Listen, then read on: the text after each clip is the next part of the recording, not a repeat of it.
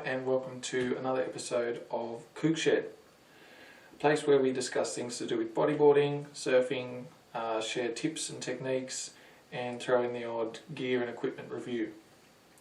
Generally it's aimed to make life a little easier, so I can share things I've picked up along the way, so beginners can get tips, and also for experienced people to watch and refer to, and they can even comment on it and share other ideas with me so that I can pass them on to the viewers. Today we're discussing bodyboard wax. Bodyboard wax in general is a little different than surfboard wax. It's a little bit softer to allow application to a bodyboard deck. It allows it to be a little easier. Try and buy bodyboarding wax if you're a bodyboarder. It helps to support bodyboarding companies as well as the fact that they're designed to go onto a bodyboard. That said, if you can't find bodyboarding wax, can't get your hands on some and the surf's pumping, use some surfboard wax, but try and go for some softer stuff.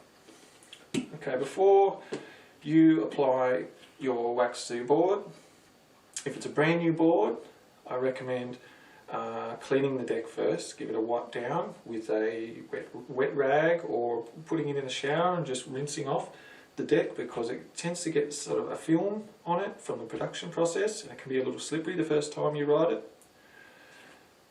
Also, I recommend keeping your wax in a container of some sort to keep it out of the heat and to keep dirt and sand and other things from getting stuck in it. So when you've finished applying the wax to your board, pop it back in a container in your car or wherever, and it will help it stay clean, and you get many uses out of it.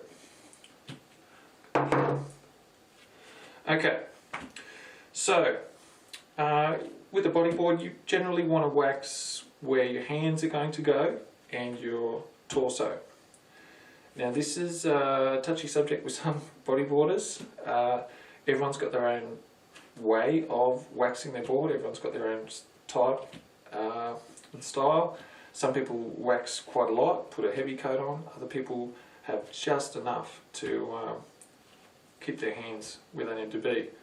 Some bodyboards have textured decks, and they don't need as much because the deck skin itself has texture on it. I've seen some people that don't use wax at all. It's totally personal preference. There's no wrong answers here at Kook Shed. It's all about learning and sharing. Okay, so this one's already got some wax on it, but I'm going to wax in some areas to show you. So your hands are going to grip here, right hand here, left hand here, so throw a bit of wax underneath where your hands are going to be. Once again, some people wax quite heavily, others just enough. Here, left hand, and along the rails, or the chine actually, it's the chine, and the rails are underneath. So here, so the chine here, and underneath on the rail itself. Some people just have the chine and no rail, totally up to them. So yeah, there'll be wax there, wax there. A little on the torso. Some people wax quite heavily here, but bodyboarders in general move around a lot on their board, up and down, sliding up and down. So I tend to wax quite lightly, but yeah, this area here,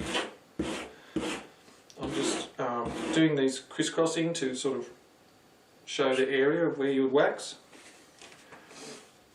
And some bodyboarders like to also wax up here. These are nose bulbs. Most bodyboards come with nose bulbs shaped into them these days. It helps their hands grip from underneath. Back in the day, not so many, but nowadays, yeah, most bodyboards will come out with hand grips, hand bulbs, nose bulbs, whatever you want to call them. So some bodyboarders will wax underneath there as well, so that their fingers will grip underneath during critical moments. Drop knees. Some bodyboarders like to drop knee on their boards, so that needs to be waxed for as well. Now, there's two, just like in surfing, there's natural and goofy foot. So for a natural footer, my knee will be here, and the bottom of my foot will be here. For a goofy footer, my knee will be here, left knee will be here, kneeling, and my right foot will be up there. So generally, if I was to wax for me, I'm a natural foot, I wax here in this area. Obviously, you would wax thicker, in thicker lines. I'm just crisscrossing to show the area. So end up here where my left foot, underneath there. Now some people wax super thick, especially the drop knees. Drop knees tend to wax super thick areas, but I tend to move around a bit. My knee, when I pop up, my knee moves around sometimes, so I have a lighter coat than most. Another tip for drop kneeing is to wax where your ankle comes off the board. Paul Roach made this method sort of popular, but he waxed quite heavily in there, so that when he's throwing the tail of the board around, his ankle keeps in place. So that's another area you might want to wax if you're into drop kneeing. Now, once you've waxed your board, you've used it a few times, you've reapplied wax, you might want to give it a clean every now and then.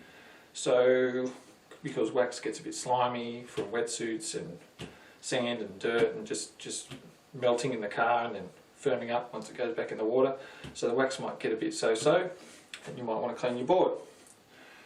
I recommend, now there's many ways of doing it, but I recommend putting your board in the sunlight, direct sunlight, for a couple of minutes, just enough to soften the wax, so that you can clean it with a rag, wipe it down with a cloth or something.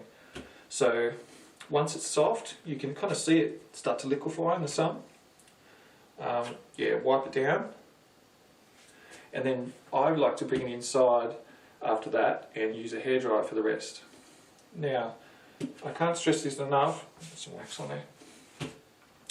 If you're using a hairdryer to remove wax on your bodyboard, do not leave the hairdryer in one spot for too long. Keep the hairdryer moving and follow with a rag as you go. Bodyboards hate heat.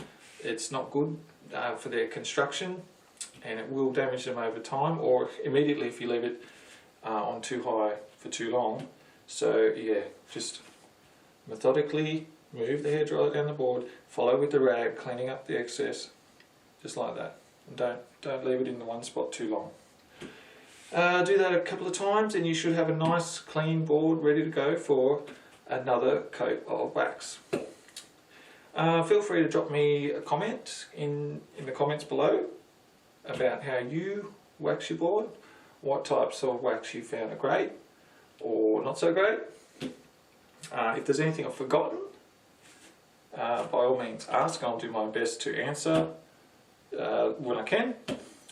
And I hope that's been helpful to you today. Tune in for more Kook Shed tips and techniques. Thanks for dropping by. My name's Cody. See you soon.